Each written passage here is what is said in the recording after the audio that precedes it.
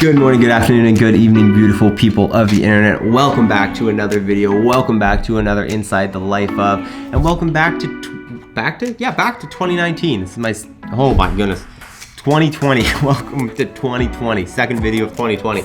Still getting used to it, clearly. Today, I sit down with the one and only Kristin, Holte, second place finisher at this year's games, multiple time top 10 high level finisher at the games. I'm not going to spend too much time talking about it. Y'all are going to love it. Before we get into the video, I just wanted to let you know the Dream It, Do It tees are dropping this Wednesday. So you're watching it this Wednesday, the 8th. The Dream It, Do It tees are going to be going live on thedreamerbrand.com. Link in the description. I'll be putting out another video the day they drop to remind y'all. We're gonna be releasing them in white. We're gonna be releasing them in black, and I know you guys are gonna love it. Without any further ado, let's hop into today's chat with the one and only Kristin Holte. My name is Nate, and I have a creative void that I'm looking to fill. And this is how I plan to do it. Pick it up, pick it up, pick it up, pick it up. You see the drip, yeah, I'm fitted up. Hop in my car and the giddy up. Secure the bag, yeah, I get the bus. You guys might have seen him on our vlog. His name's Nate Edwardson. Hop in my car and the giddy up. Secure the bag, yeah, I get the bus. Pick it up, pick it up, pick it up. Ooh, I've been on the flex since flex on. Neighborhood all in your eardrums. I ain't never scared like Bone Crush. Boy, I got God, don't fear none. My line busy, take no calls. Feels like I don't have no. So background, one of the things that fascinated me with you is like, how many times have you been to the games now? 6. 6, so pretty OG. Been there a couple times.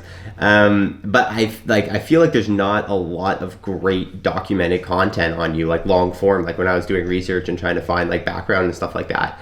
So maybe just like give us a little like lowdown on like how it all started. Like, where did you find CrossFit? Where did the competing start? That whole kind of story. Yeah, I found CrossFit. I started CrossFit in May 2012. Okay. And I heard about it. It was probably around 2010, 2011, because that's when it came to Sweden. And then like some Norwegian guys like brought it kind of over to Norway. So I was introduced to it, but I was not ready for it. Right. I had my like a little endurance period, so I was doing like cross-country skiing, cross-country running, some biking, and some triathlons. So this was not like the perfect times, but in 2012 I was done with this like 2 years of just doing endurance, and I was missing to lift weights and do gymnastics. So there was a friend of mine that recommended me to try CrossFit. She just started and she just loved it, so she said that I had to go and try it, and she thought that I would be really good at it. So that was the perfect time for me. I wanted to try something new, and I was open to this. So I went to a session at CrossFit Oslo, and I was just hooked right away. What was before the triathlon? So you said you had an endurance stint. Before that, you said you were lifting weights? What were you doing before? I've done all kinds of sports. So I started... went to gymnastics with my mom when I was 3 years old, I think. Did gymnastics. I had my grandma as a coach for 10 years. Oh, cool. And I did a track and field. That was kind of my main sport. I did like all the stuff, all the events. I did heptathlon. I was going to be a world champion in pole vault. That was my goal. Holy moly. But I had stress fractures in both of my shins from doing that. So eventually I had to give it up, and that was just not for me. And I did soccer, did some triathlons, and then the endurance part. So I've tried everything. Yeah. Basically. It's funny. There's a lot on both sides of the spectrum, but it's funny to me how many top CrossFit athletes didn't really have much of an athletic background before coming into the sport. I don't know if you've seen that too, but like I feel like there's such an advantage to like having touched so many different sports and like so many different objects before coming into it, right? Would you agree with that? For sure. Yeah. Oh yeah, for me, I feel like I've trained for the CrossFit Games my whole life. Yeah. Because I've always wanted to do everything, and I never really found my thing, because I wanted to train. I wanted to do gymnastics, and I wanted to go to track, and I wanted to do soccer, and I did like 3 different sports in one Yeah. day when Oh, I was yeah. young. So, but my I life. couldn't choose because it was just fun to do everything. Yeah. No, it's cool. And you see it, like, I think that background and like having that kind of like broad spectrum of abilities and having touches on different sports will be so key, because now you see, like, you just look at Dubai, for example, but all these sanctionals pulling out these like crazy movements out of nowhere that like nobody's seen before. Yeah. You're going to get in the competition floor and just like, what's going on? Like, CrossFit is going nuts. But like, in some way, it's like that stuff that will cater to people who can adapt more easily. And like, I know CrossFit's about being able to, but it's like, if you only train wall balls, deadlifts, and cleans, like when a flying push-up comes up, like your coordination might not be there. You know what I mean? Yeah. So it's like that's what's cool about CrossFit too, and like with the obstacle course too. That's when it came the first time at games, there was like not a lot of people that practice it. Yeah. That's when you see like who are really athletic. Exactly. And who can adapt. Yeah. On the go. I know. I feel like it's such a big part of fitness. Like I feel like sometimes I'm the only one that thinks that, but like I feel like if you're gonna be good at CrossFit, you should be able to throw and catch a ball to some extent. You know what I mean? Like hand-eye coordination should be part of it. Like you should be able to kick a soccer ball without falling on your butt. You know what I mean? Yeah. Like it's kind of funny to be like, oh, they're the fittest alive, but all they can do is use a barbell. It's like, what? I know. I totally agree. I would love to like just go to a competition, you know, nothing before you start, like kind of like the games last year. And just like be out on the floor and like, okay, you have to do this and you have to do it now, and just on the go figure it out.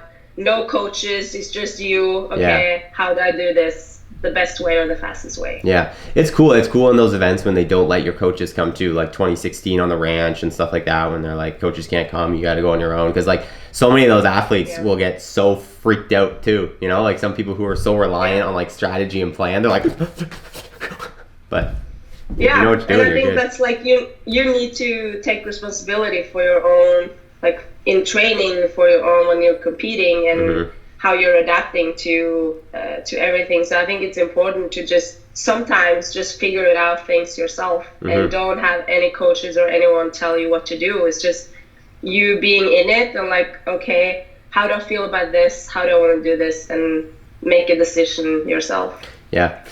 How do you feel about all those like new movements coming out all over? Like, where's the limit on this? Like, we're talking about how like it's cool to have like these competitions where you don't know what's coming and you get isolated from your coaches, but like, where's the limit? Like, where does it then become like, is this even CrossFit anymore? You know what I mean? Well, who says what CrossFit is? Like, it could be anything. There's no limits. So if it's like fair, and if it's something that you can actually do without hurting yourself, I think it's cool, but it needs to be something that is fair for everybody. So, what does that mean? Like, I mean, if it's like surfing, or like something that is like a little crazy and too much dependent on like how the wind is or how the waves are, or like at Norwegian CrossFit Championship, if we're gonna do cross-country skiing, I don't know if we're gonna do that or not. Oh, I was gonna say that's cool. That would be super cool, but it's so many elements that need to be fair. Like, everybody needs to get skis that are the right size for each and every person, and like if they can do that, that would be perfect. But I don't know, there's not a lot of people that have access to that, other than in Norway or Sweden. But, I mean, well, we'll see. I have no idea what's coming, but I know we're gonna do an event outside, and who knows? Who knows? Did you do Rogue last year? Yes, I did. So you did the shooting one. Yep. How was that? Because that's kind of the same thing, right? Same idea. It's kind of the same thing, but like we got to practice it a couple of days before. You can practice it as much as you want it, but yes, of course, someone has done that more than others, but that's something that everyone can do if you have that at home or somewhere to practice it, and as long as like it was fair out there.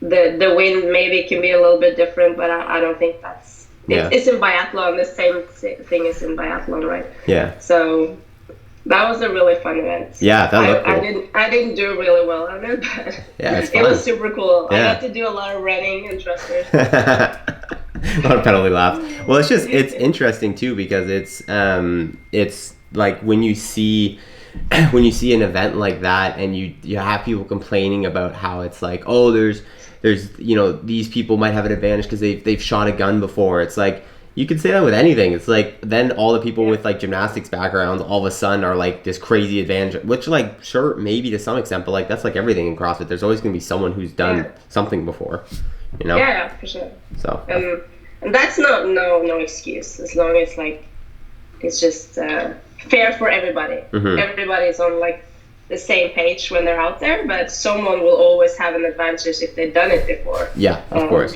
Yeah, that's how it is. So it's good for you. Yeah, exactly. It works out well for that person. Yeah.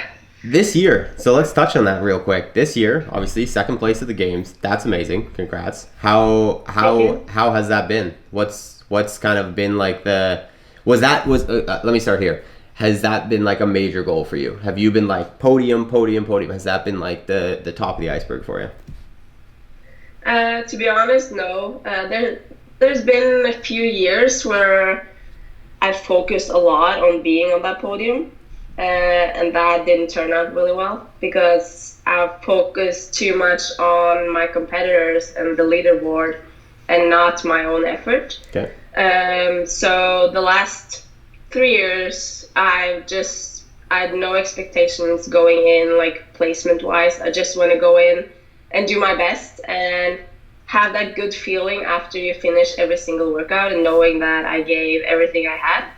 And that's all you can do. And then you'll get the placement you deserve. And that's how I want to feel. I'm not going to be happy or sad regarding like my placement. If I know that I did my absolute best, I need to be happy with my effort, and I'll take my placement. Right. What does that look like in practice? So like, what this year were you doing differently than years before? Like what actually was going different for you?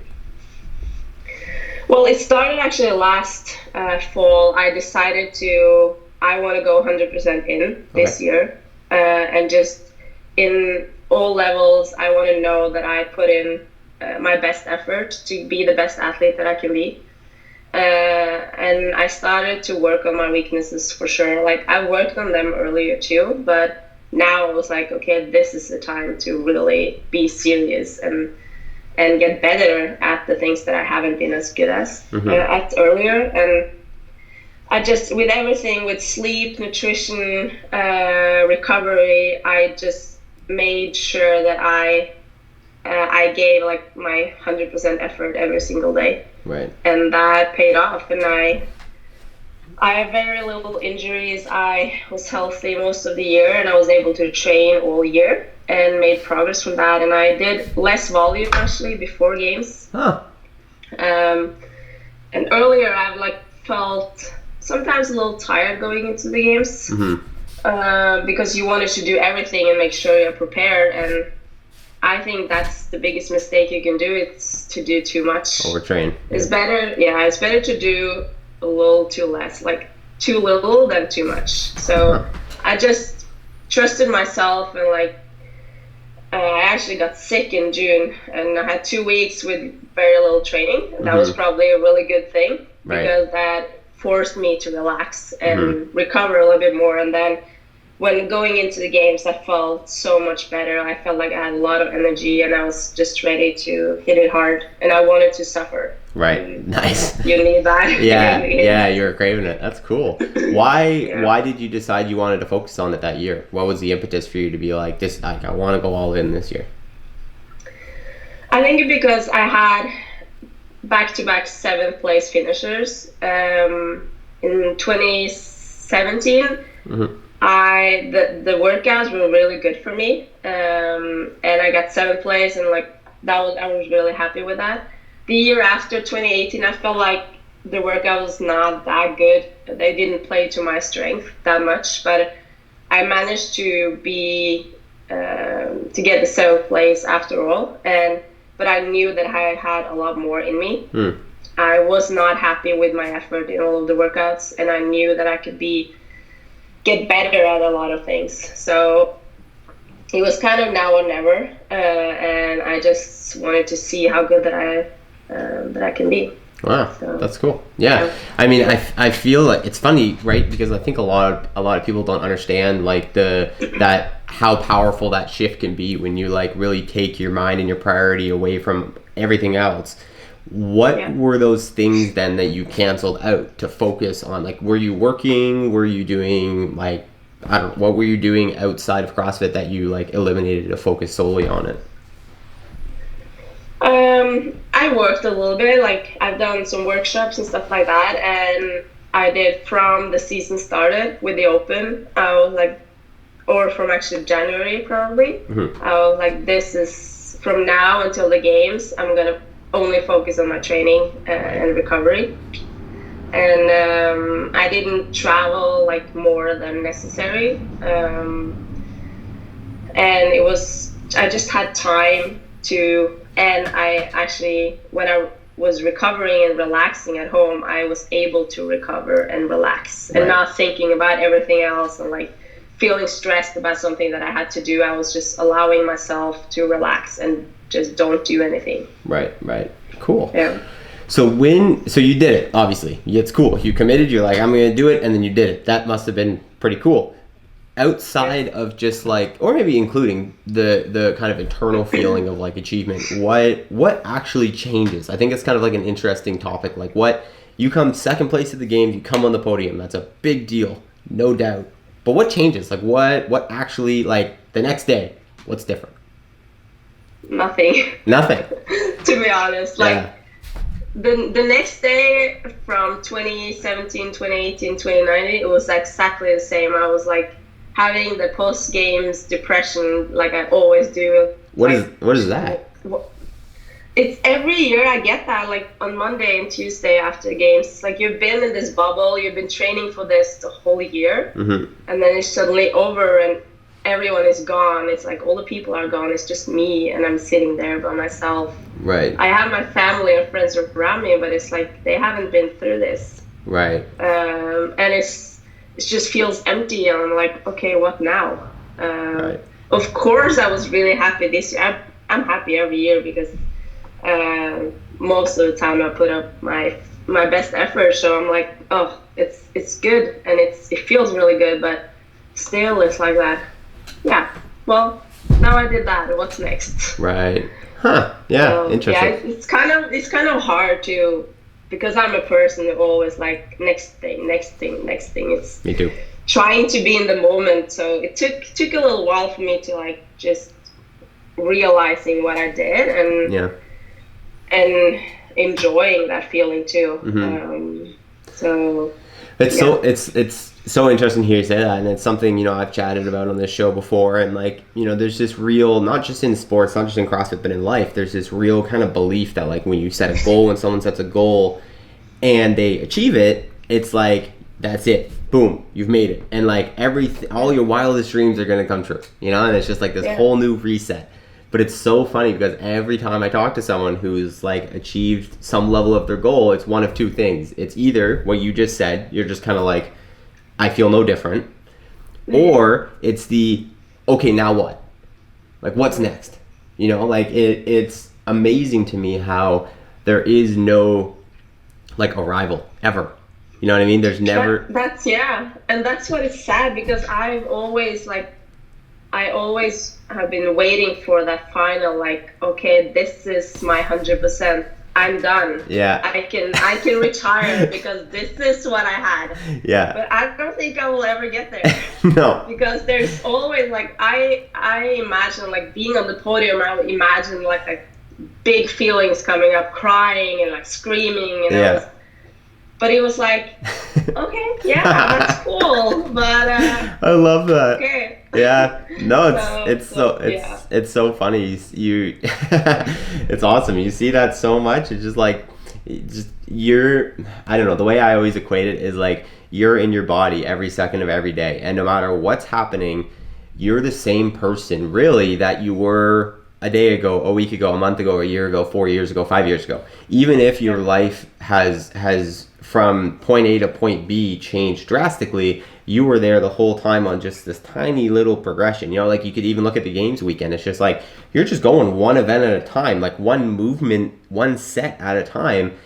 So by the end of the weekend, you're standing there and it's just kind of like you don't see, like other people see this drastic jump. You know, boom, second place. For you, it's just kind of like, and then you're like, yeah, I'm here. You know? Yeah. Yeah. You know, it's funny. I think it's a mindset thing too, right? Like I think I'm the same way. Like you said, like I'm always like, what's next? And it's like it's definitely been like a mindful practice for me to try to like be more present and like be grateful for what I have now, and you know, realize that like tomorrow isn't guaranteed, and like you need to be able to appreciate what's going on right now.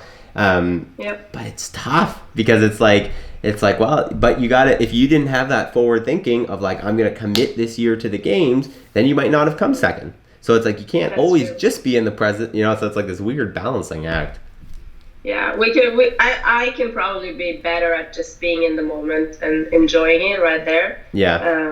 And actually, maybe like a month after games, I was really sad and like disappointed in myself for not being more happy about my second place. And it's just so weird, like it's the feelings and emotions and everything. It's weird because I am happy and I'm really proud of my achievements, but still, like, maybe just imagining that that's not everything. Yeah.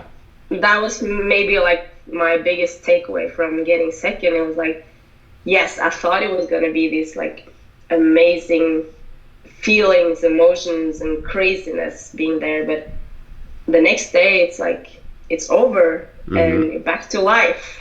And life is what really matters. Like, so CrossFit, like I love CrossFit and what I do, but there's other things in life too, and I think that's important to remember too in this. It's interesting, like there's so much of what you just said has so much resemblance to so much of life and so much beyond just CrossFit. But it's, people see, either it's like they see someone who's where they think they want to be, or they have this lofty goal, which is great.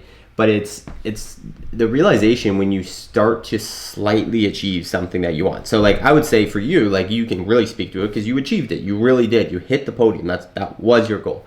You know, for me, it's like I'm in the process of working towards it. You know, with like the YouTube thing and trying to grow and all that. And like there's levels to it, but like that end point is, the more you get towards it, and especially when you hit it, you realize like it really isn't everything. And life, it just being happy in the pursuit and like what you're actually doing. Like it's so hard to relate to people if you haven't actually experienced it, because it sounds corny as heck, like enjoy the process, the moment is everything, like blah blah blah. But it's like, it's so insane because it's like, what, like not only is every day not guaranteed, right? So like why do something that you're hating every day just to work towards something? Because what if you get hit by a bus tomorrow? Number one.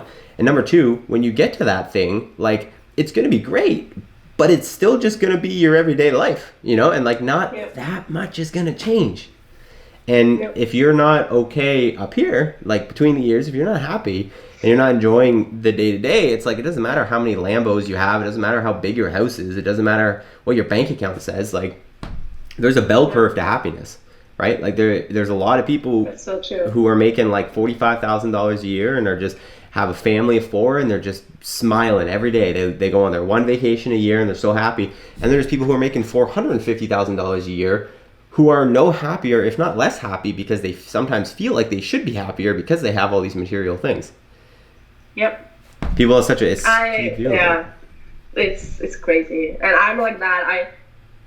Some people are like, oh, I want to win a lot of money, or like, I wish I could have that money so I can buy those cars and the biggest house and everything. More like, I don't want to have that much money. I want to have just enough money so I can travel and for the things that I need, but I don't want to need to worry about all the other money and what comes with those, because I don't think money won't buy you happiness at all.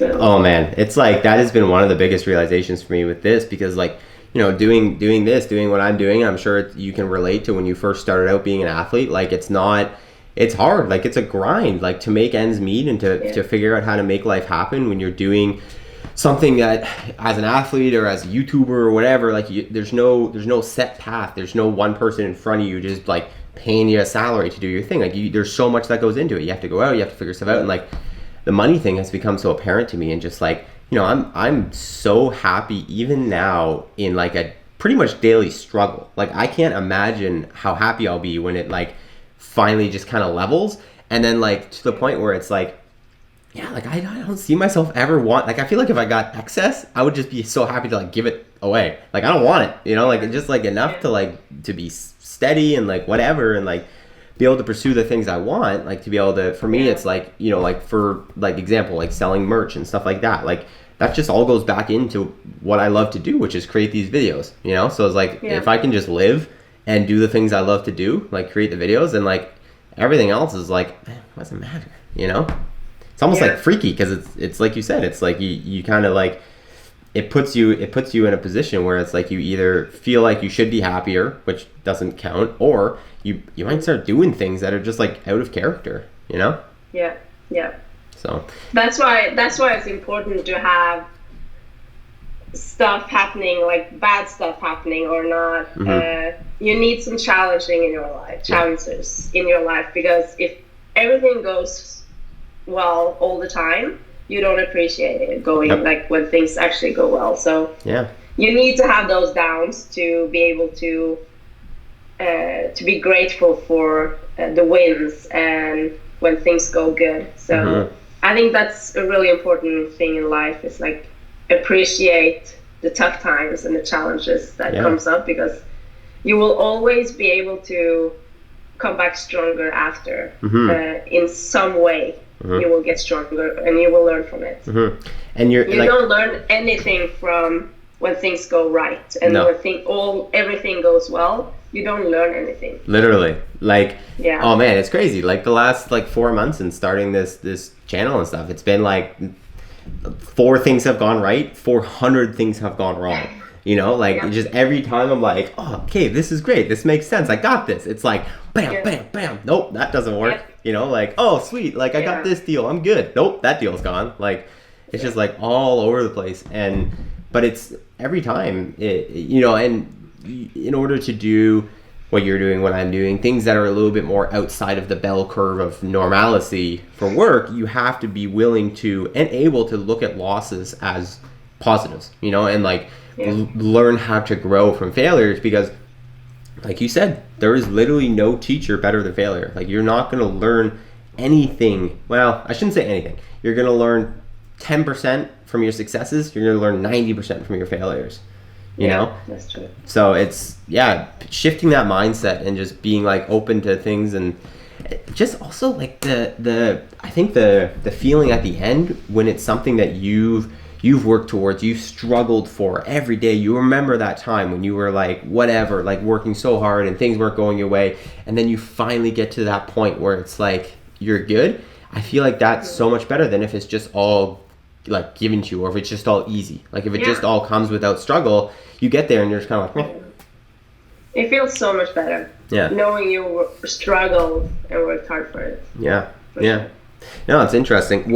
So for finishes in the sport, so like coming second at the games, we've talked about kind of like the mental side, whatever, but like as far as like what it impacts, to kind of build on that question, like what it impacts for you, how does it work on like the business side and like the like, I guess, like sustainability side? How important are finishes for games athletes? That's kind of my question. I think something people don't really understand. Like, does it matter if you finish 35th or second from like how your life is going to be structured for the next year or two? Like prize money wise is a totally different thing, for sure. Placing in the top 20, all top 20 get prize money from the games, and also like every single event you get prize money for first, second, and third place. So yeah, for sure, if you perform well, you'll have money to be able to do this for another year. That's for me. I don't do this for the money, but I know that if I do well, I can continue focusing 100% on training and on becoming even better. So I'm kind of doing it for me and for my own business, kind of. And yeah, it's for sure. It's great to perform well in all competitions because the prize money is getting really good. So you'll get more money and you can be able to travel more and don't work that much. So yeah, it's actually it's a really good benefit if you perform well, for sure. Yeah. Does it add, how much outside pressure would you say it adds? Like when, like, I really think it's something people don't, fans and stuff don't really think about and don't see, because it's like they just see people talking about wanting to come first and their goal has always been to win and the win, but it's like, you know, one of my moments this year when I realized it for the first time was I was interviewing Cole and Travis Mayer after they got eliminated pretty early, and they were talking about how like they're both, well, Travis especially is like a family guy, like he has a family, he has a wife, he has kids, whatever, and he was talking about the cut system and how he got eliminated so early. And, you know, he lost his chance to like bring home a sizable amount of money that would help his family, you know, and stuff like that. And like, I don't think people understand it. So like, how, when you're in that, like, what is that, like, how does that mentally play on you when it's like, you're also, and I'm not speaking for you specifically, but you know, when some athletes, maybe you in your past, whatever, are counting on being able to do that to like make an actual difference in your life. Yeah.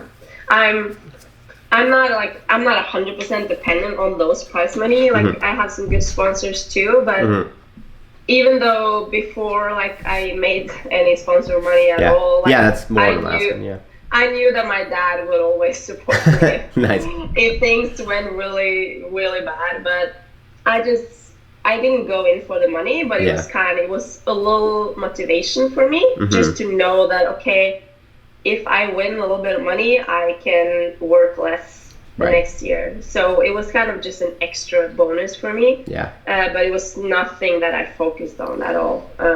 Yeah, you can't. Like it's again, it's another one of those cliche things that people say, but it's so true. Like if you are trying to focus on the money and focus on the fame, it is not going to happen. It's not going to happen for you. I know.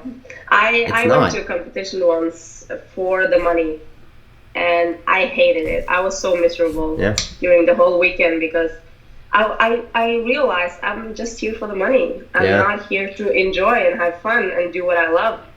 So I'm not going to do that again because it was just not fun for me at all. So if I'm doing it, it's just a bonus for me if I do well, and just an extra motivation. Like, okay, maybe I can place top 3 in a workout because then we'll get some prize money, for example. So. Yeah, no, it's crazy. Like even like with this stuff, like there's lots of opportunities for me to do things that will earn me more money, but a lot of the time they come with losing the ability to have complete control over the creative, you know. And like the reason why I started a YouTube channel is because I wanted, like I had worked for Heber and Mars and Rory for so long, and like I know it was great, but like I realized I wanted to be able to create what I wanted to create and like have it be up to me and whatever. And like that's how I enjoy it. If I'm not creating, if I'm not having that expression, that pure creative expression from my brain, I don't enjoy making videos at all. I don't really like editing that much. I don't really like shooting that much, but I love telling a story. And those are tools that I use to tell it, and I'm cool with using them if it's my story. But like if it's not my story, I'm not. And so it's like that's one of the things that I've kind of realized early on is like if I want to keep enjoying this, I'm gonna have to really live in the dirt and like just grind for a while, because like it otherwise it's just, I'm just gonna be doing it for the money, and then I'm just gonna be hating it, you know. And it won't do as well. There's people can tell you know what I mean. Like if I'm like when I do brand deals, it's like very clear in all of them that like I have the say in how this works. I decide how the product comes into play. I decide. Like you have no say in it, because it's like the creative's number one. Like if the creative isn't there, nobody's going to want to watch it. No one's going to care about your product anyways, because they'd be like, this is just an ad, I'm not going to watch it, you know. So like there's it can't be about the money, because if it is, you're going to make horrible decisions like that. That's going to like ruin your ability to have that success. You got to love what you do. And that will if you love it and you work hard, you will get the rewards you deserve. So I think, like for us to, like, as an athlete, you need to love to train. You can't like only want to do the competitions because there's only so many days during the year that you're competing, but the rest of the days is just pure grind and hard work. And if you don't love that, you will probably never achieve the goals that you want. Yeah, it's crazy. Like, again, all these things are so easy to say, but like I love this format of conversation and this long form talk, because like I think people can really start to actually see it. And for me, it was like this year when I started filming with athletes and really kind of seeing more of the day-to-day and like realizing that it's like, holy crap, like when I wake up on Christmas morning and it's a Tuesday, which is just a Tuesday for me, and I'm just chilling, drinking eggnog, it's no big deal. It's like the Tuesday that fits into the athlete's schedule that's going to compete in Wadapalooza and is trying to peak for it, to, like, they're training, like they're getting up and training Christmas morning. And like, it's just, it's hard to like, to relay that to people, but it's like that's real. Like that's not easy. That's not nice. That's hard. That's hard work, you know? That's what's probably the hardest about being an athlete is you're kind of never at work, but you're never off. Every day is like, there's never a day off. Maybe like a week after the games or something, but there's like, I can do whatever I want, but basically I have no days off during the year. Well, because there's always like either training, recovery, just focusing on how I can be the best that I can be. I know, it's so funny. I can draw so many parallels again, because it's like same. Like, you know, I have this thing where everyone looks at it and they're like, oh, like you can do whatever you want every day, which is true. I could wake up and literally do whatever I want every single day. But if I don't do the things that I know or I believe are going to advance me forward, then tomorrow I'm not going to be able to do whatever I want. I'm going to have to go work at McDonald's, you know? Like there's like, it's, and that almost like that's something I've also struggled with, because then it becomes this obsession of like, I can never relax. Like it's the opposite. Like I envy people who can go to work from 9 to 5, come home at 5 and not have like a thought in their brain, just check out and be present, you know? I know. Like I can work a full 8-hour day, sit here, edit a video, put the video live, lots of work done. I go sit on the couch and I'm like, okay, like wait, I should be doing an email. Wait, I'm not where I want to be. I should be working harder. Like I should go back up and try to get another brand. I should go back up and try to get another athlete. I should do this. Like it's nonstop, you know? Yep. It's like, I know the feeling. Yeah, blessing and there's always something you can do. Always. You're sitting there like, oh, I could put a little more aerobic work in. I could put a little more of this work in. I could, you know what I mean? Yeah. It's crazy. What is your why then? So we just talked about money not being the motivator. We talked about how hard it all is. Why? Why do you do it? Why do you keep coming back? I love to train. I love just the everyday struggle in the gym and working towards getting better. And I'm working towards being like perfect in everything at the gym. I will never be perfect at anything, but I'm like, I wanna be like able to do a snatch the way that I see it as perfect. I want to be able to do a muscle up the same way, like all those things. And like there's just small details every single day that I'm working on so that I can go a little further towards that goal. But I know that if everything was perfect, I would just be done. There wouldn't be any fun. So I know that I will never get there, but that's what I'm like, I can see it clearly how I want myself to look like doing everything, and in competition, and like that will be like the perfect event for me, and like how I do it and how I finish and everything. And I want to get there. I want to be able to like finish games and like, wow, that was just perfect. For me, that was like everything I had, 100% in every single workout. And that's what I can say, like, I'm done. Yeah, it's one of the most common themes. It's cool you say that, because it's one of the most common themes I see with people who are motivated to do things that are hard and motivated to do things that 99% of the population couldn't do. And it's that constant ability to get better every day and to chase something every day. Like there's always, you know, that image of like the rabbit running on the treadmill with the carrot hanging in front of it. It's like, you're never getting that carrot. It's never happening. Like, you're never getting that carrot. But there's an infinite progression that you can follow, you know? Like, it's not like you're sitting in your cubicle at your accounting job and, you know, you have to wait 10 years for the person above you to retire, and for the next 10 years you're going to sit there doing the exact same job and nothing's going to change and you have no ability to grow. I'm like, kill me now. Like, I could never, like, what keeps me going through all the struggle is just the fact that, like, I know that, like, okay, like, I can make a change now. I can go upstairs and I can figure something out. I can get this going. I can get this going. I can plan this. I can do this. And, like, every day there's that incremental growth that can happen. And like, it's not the end goal. It's getting to there. You know, it's having that daily, like, push to be able to, like, keep working towards it. So that makes sense. Where did your, like, love for that, like, that grind come from, would you say? Like, did you have a role model or something as a kid that you look up to, or something, like, was it the sports that you played? Like, what put that into you as a human to, like, want to push like that? Yeah, I think it was probably my dad. He was a cross-country skier. He went to the Olympics in 1984. Wow. And so when I grew up, he was always training. And he taught me that if you want something, if you want to achieve something, you need to work really hard for it. Nothing comes easy or for free. Mm-hmm.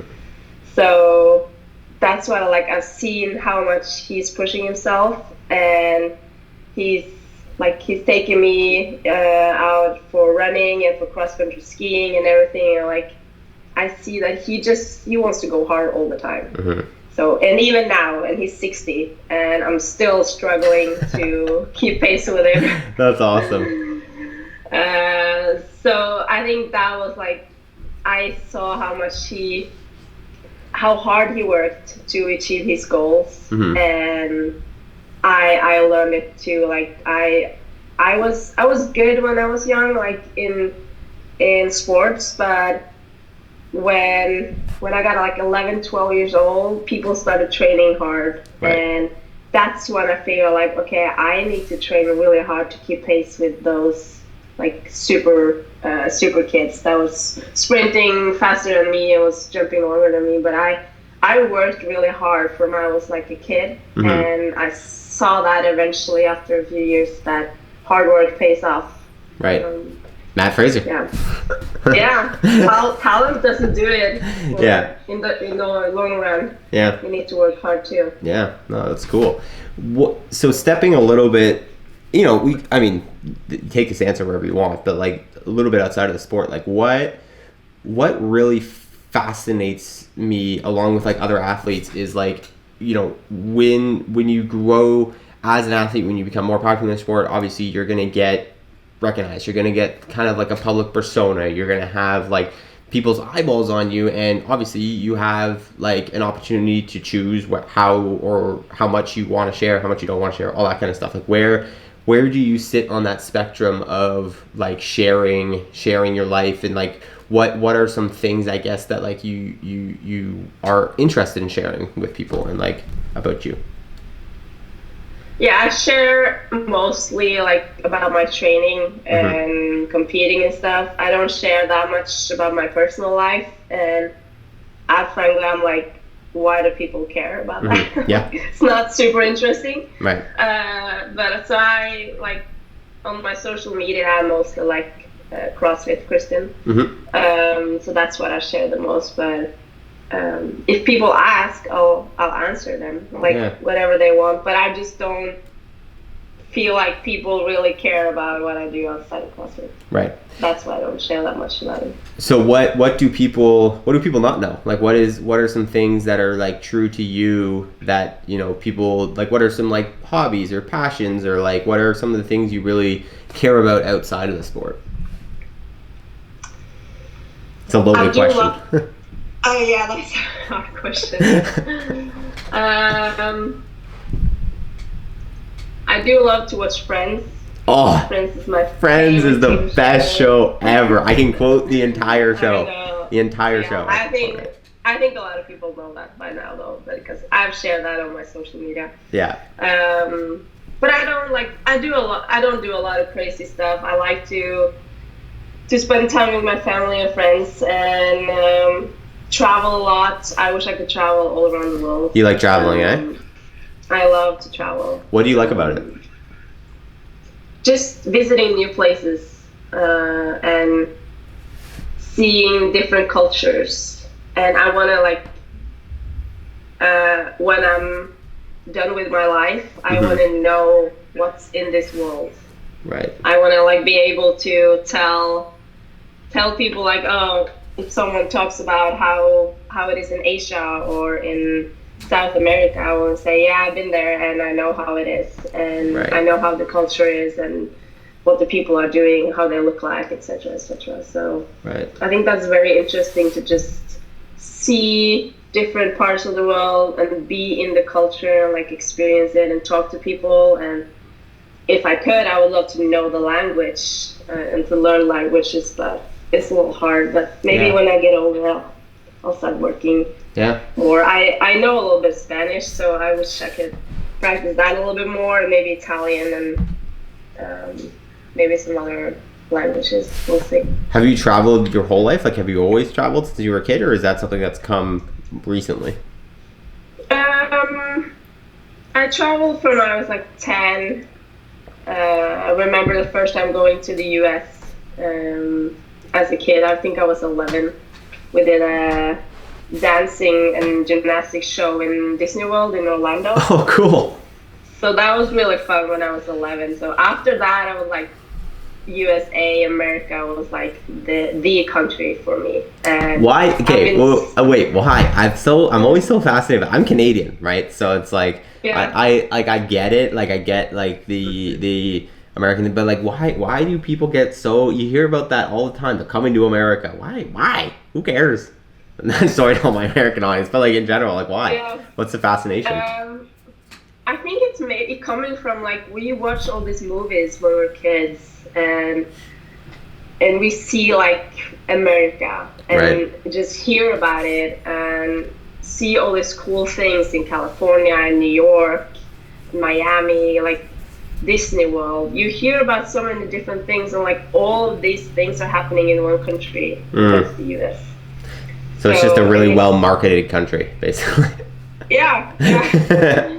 I think so. And and then just being there, experience Disney World as an 11-year-old kid, that was the dream. Yeah. It was so cool. Magic Kingdom. So yeah. So awesome. I've been able to travel a lot to the States after that, and I'm really lucky and just love the country. You haven't done the move? A lot of the athletes will go over there for 6 months at a time to train and stuff. Have you haven't done that? No, I've spent a lot of time in San Diego with CrossFit Invictus. Right, because you're training Invictus. there. Yep.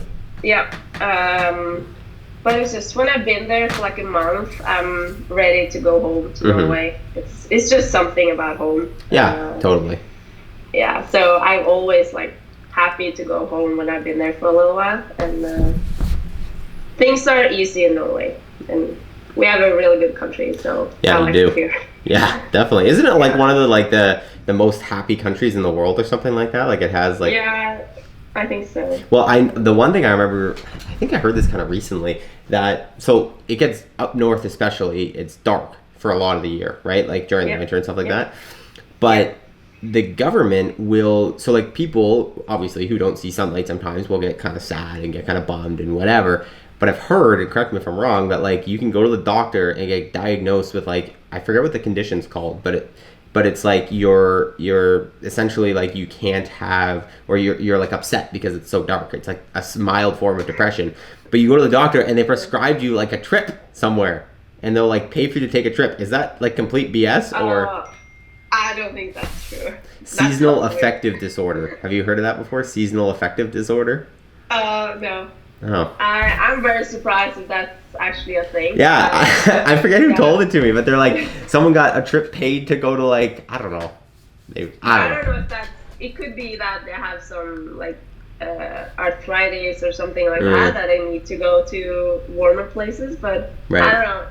It might be, but Yeah. I have no idea. I've never heard about it. Yeah. Well, anyway, I've heard very good things because, like I said, my family is Norwegian, so like I always hear them talking about it, and I want to come so bad. Part of the reason, obviously, I couldn't come the last time was it would have been too quick. I want to come and like spend like a week or two and like go see my family and go like travel around and see Norway. Yeah. Looks like a pretty cool place, but It's a cool country. It got a little bit of everything: the fjords and the mountains and the snow in the winter, and it can be nice in the summer too. Yeah, Depends for sure. on the weather. But yeah, and up in the north it's really cool. Northern Lights. And, yeah. Yeah. It's You funny. got a lot of different things. It's funny how traveling makes you patriotic, eh? Yeah. It was the same for me. Like, I didn't travel at all before this year, and I was not patriotic at all. I was like, Canada, whatever. It's cool, whatever. The more I traveled, like, all over the place, the more you appreciate the things that you've come to know, you know, especially when you're from, like, a great country like Norway, Canada, US too. Like, you really start to appreciate the things that you take for granted every day. Yeah. Traveling does a lot for you. That's just one of the things, but that's cool that you enjoy it, because traveling has been one of the things for me too. That's kind of like opened me up quite a bit. You know, you learn a lot about yourself. But where's your favorite place you've been, and where's the place you want to go the most?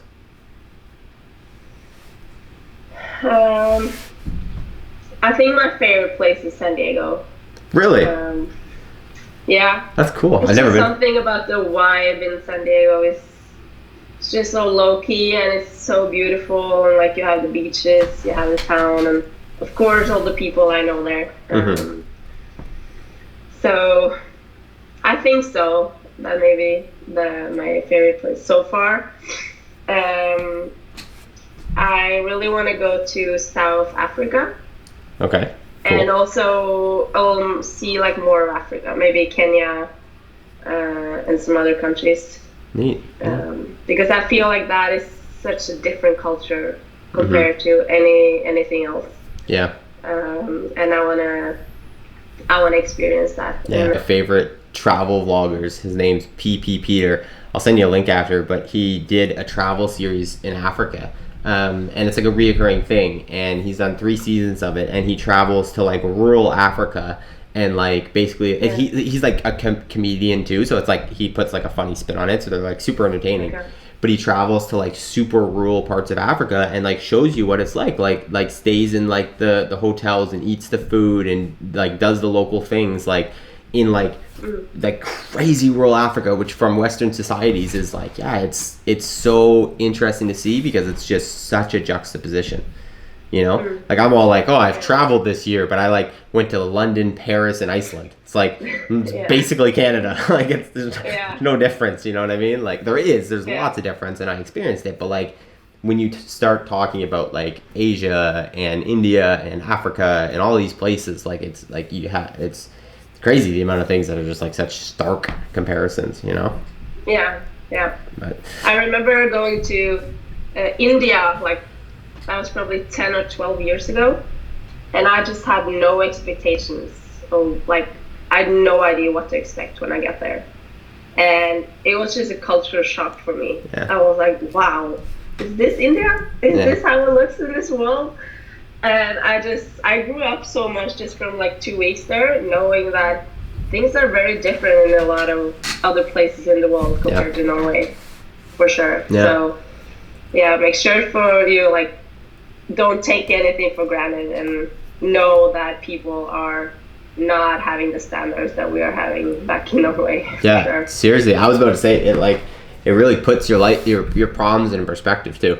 You know, like seeing things you see in places like that. And like I said, even just like, you know, not experiencing, but watching these videos that I was just telling you about, like seeing how some people like it like the things that people complain about in Western societies. It's like, it's crazy, you know, like it's when you, crazy. And it's such an impossible thing to tell people, because it's not fair. Like, people only know what they know, right? Like the struggles of the trust fund kid in a mansion, although they might not seem as bad, like it's all they know, and like you can't disregard someone's feelings and emotions, but it's like at the same time, like the things that perspective can do, like if you were to take that same person and pluck them into rural India or rural Africa and let them live there for 2 months and have to survive, like the the problems you would encounter would make your problems at home seem so insignificant, it's insane.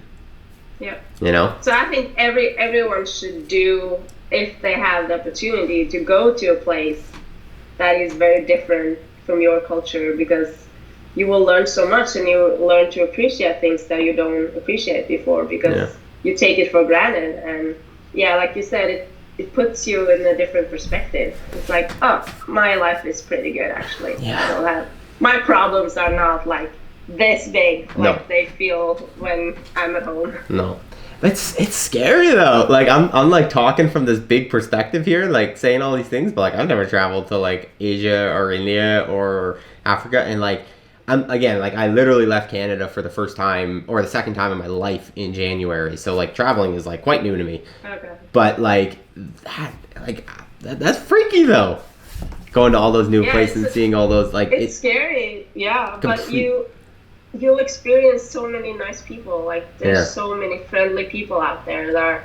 There's a lot of them are so happy to see you and just talk to you and like hear your story, and they'll more than like share stories and tell you about like their culture and everything. And it's fun to get to know a different side of the world. Yeah.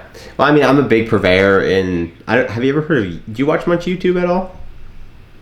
Not a lot. Okay, all my references are YouTube based, obviously, but there's a channel called Yes Theory, which has like a brand similar-ish to mine, and their whole thing is like seek discomfort, and their whole channel is about going out in the world and putting themselves in situations where they are starkly uncomfortable, because those are the situations where you will experience the most growth.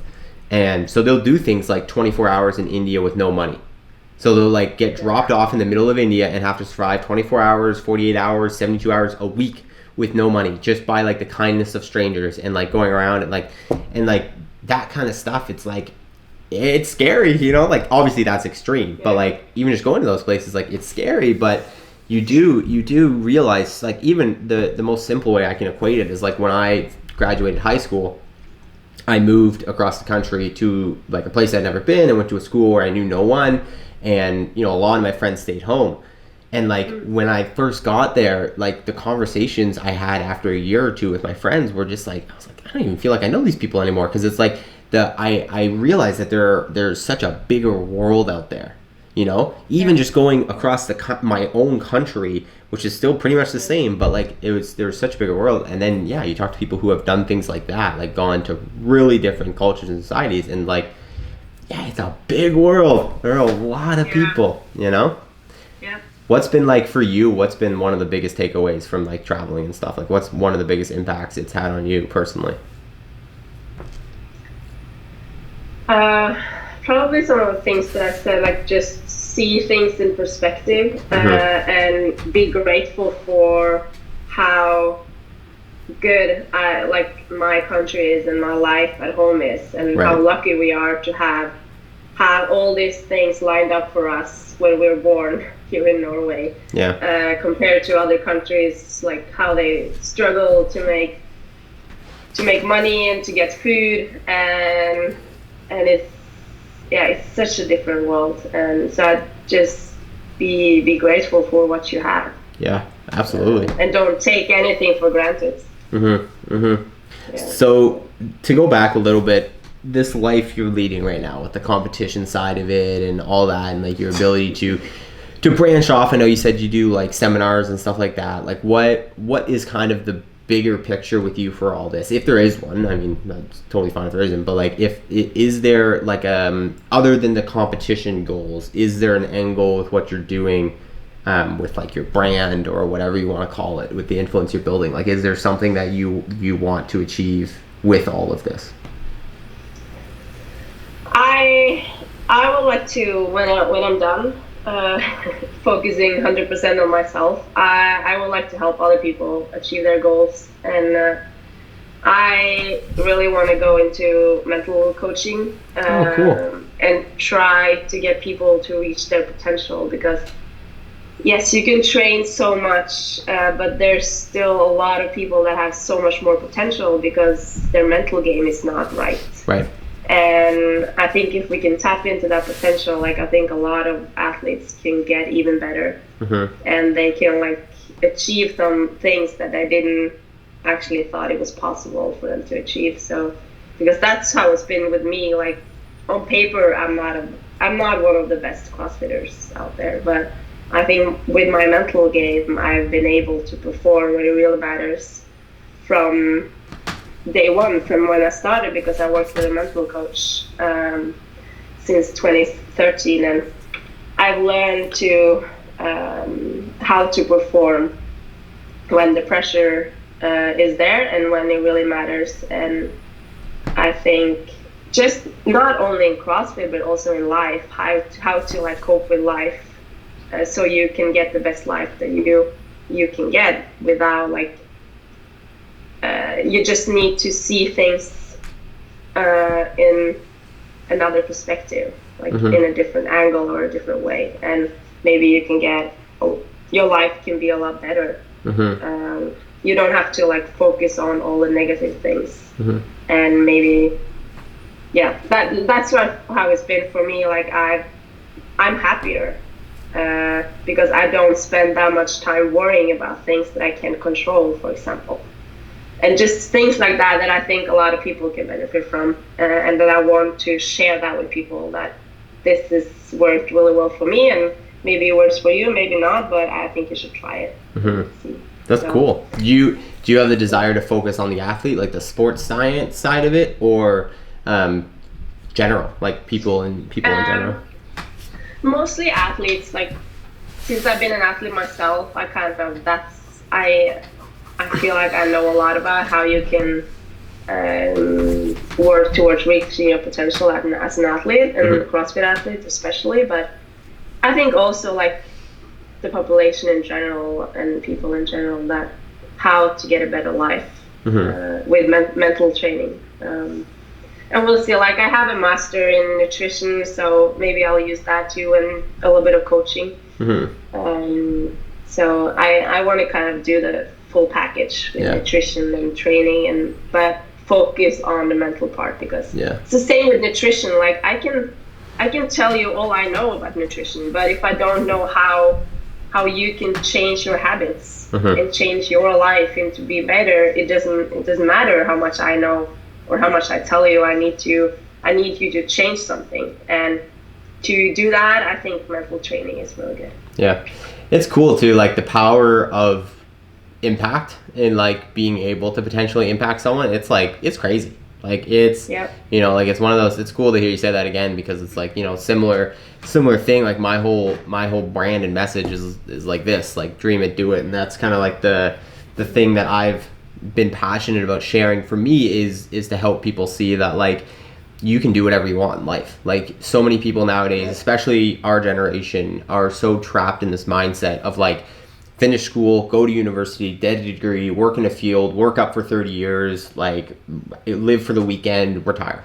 Like, but like I'm very passionate about the things we already talked about, like living every day to its fullest and achieving happiness right now, and realizing that if you have a dream, you can chase it. And like that, you know, impacting people to make a change like that is like one of the most like, you know what I mean? Like it's been a small scale so far, but the messages and DMs I'll get from people who watch my content and who have said things along the lines of like, hey, that's motivated me to make this one small change in my life that's pushing me towards this goal. Or hey, I just made my first vlog because I saw you talking about, you know, just starting and all that kind of stuff. Like, I totally get where you're coming from, because when you experience it yourself, first off, like you have with you, like you said, with your mental coaching background, you realize the power it has. And then when you're able to embark that on someone else, it's almost like it's better.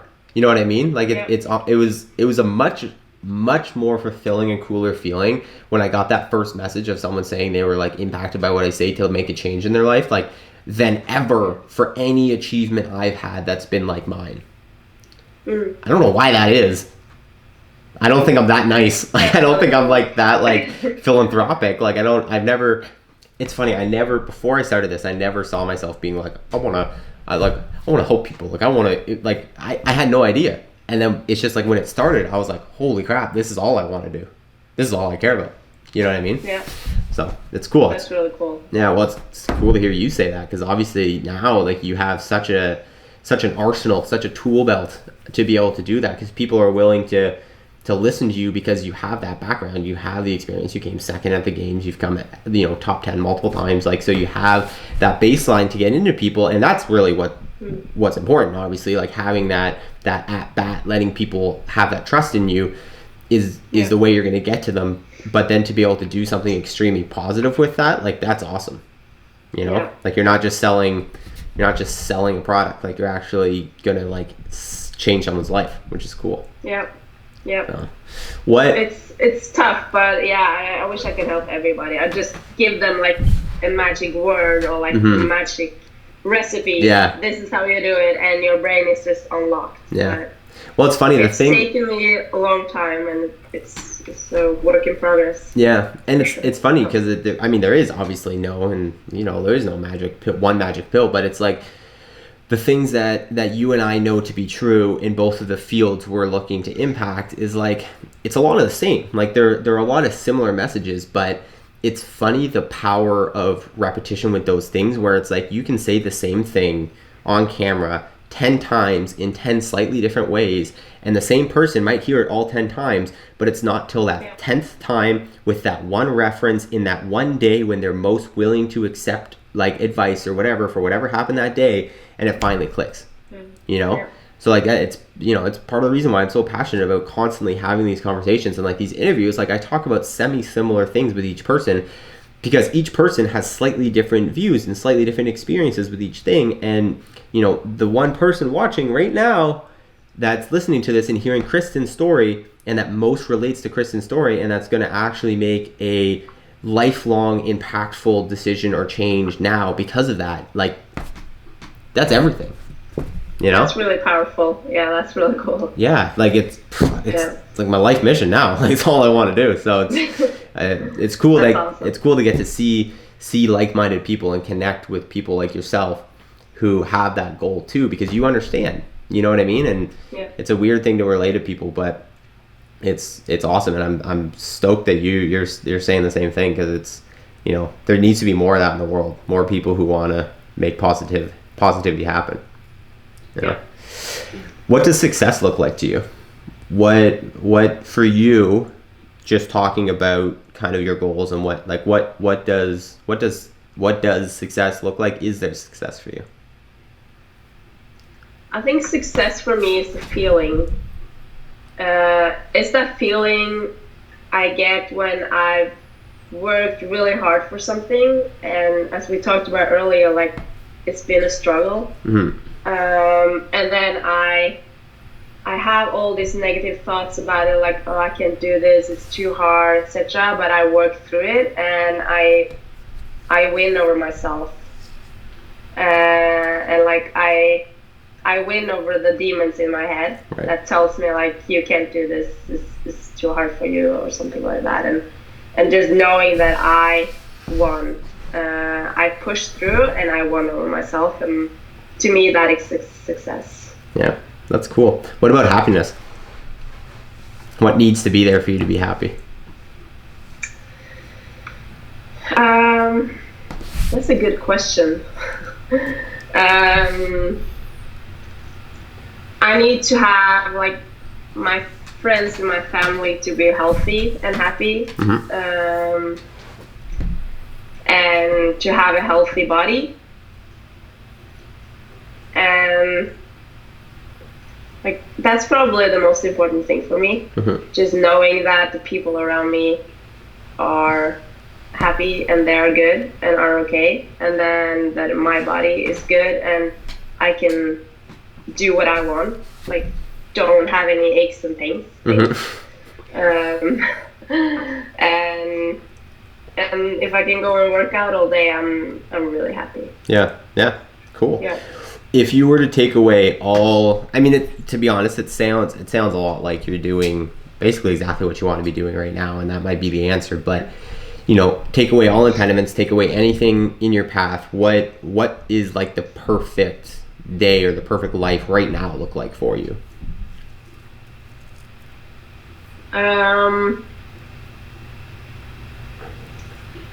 the perfect day, like let's say a perfect day, that will be wake up and be like my body is good. I'm a little sick now. I have a cold, so I will be healthy, totally healthy, and I would it would be a summer day because I like the summer better. A hot summer day. Nice. And I can go out and run in the woods for about an hour or two and don't think about anything, and then enjoy the day in the sun, and then work out for another couple of hours with my friends, and then just watch a movie, hang out with my boyfriend in the afternoon. Nice. So nothing crazy, just like a normal day, but with a healthy body and a nice sun, nice weather. That makes me happy. Yeah, that's awesome. Yep. I can relate to that day. It's funny how the more crazy your life gets, the more you crave the normalcy. You know, the more like you just like are like, I just want to just have that consistency and that normal like life with the people you care about. It's funny. Yeah, I love the boring normal days. Me too. Yeah, that's my favorite days. Yeah, I hear you. We've talked a lot about kind of like getting to where you want to be, and I asked you what success is and all that kind of stuff, and we talked about your goals with the podium. Like, how important is working for the future? So like, you know, obviously there's three ways to look. There's behind, there's present, there's future. Like, you can either look forward, you can look backwards, you can look right now.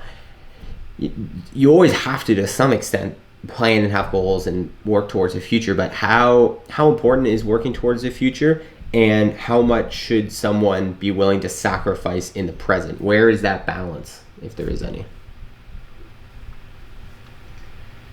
I think like you have one life and you don't know what's going to happen tomorrow. Yes, you need to focus a little bit on the future, but I think suddenly the future is there, and if you don't focus like enjoying the present, suddenly everything is gone.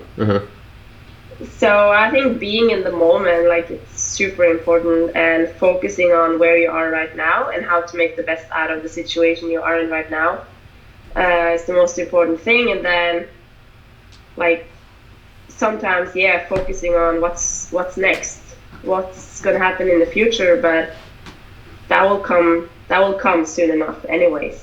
So kind of have a plan, but be willing to change it if like something happens in the present or before that.